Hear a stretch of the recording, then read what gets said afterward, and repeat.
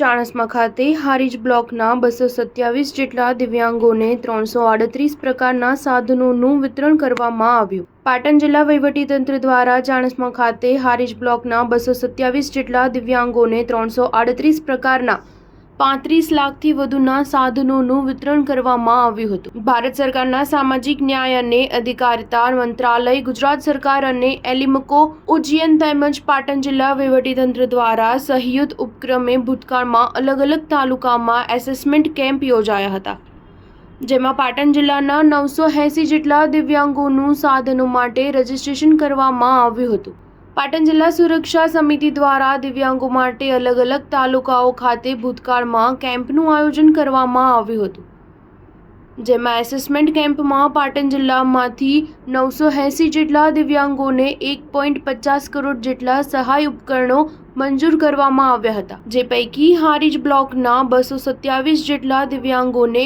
338 પ્રકારના 35 લાખથી વધુના સાધનોનું વિતરણ ચાણસ્મા ખાતે કરવામાં આવ્યું। Star news 7 Chanasma. સાહેબ, આપનું નામ અને આજે જે આયોજન કરવામાં આવ્યું? મારું નામ જે ચૌધરી, ઇન્ચાર્જ જિલ્લા સમાજ સુરક્ષા અધિકારી પાટણ। આજે ભારત સરકારના સામાજિક ન્યાય અને અધિકારિતા મંત્રાલય, ગુજરાત સરકાર, એલિમકો ઉજ્જૈન અને જિલ્લા વહીવટીતંત્ર પાટણના સંયુક્ત ઉપક્રમે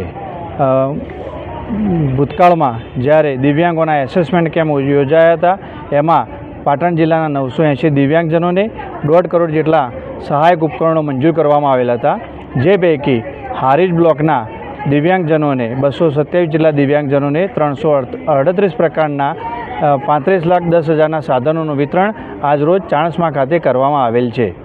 ઓકે, આપનું નામ છે? મારું નામ જે ચૌધરી, જિલ્લા સમાજ સુરક્ષા અધિકારી પાટણ।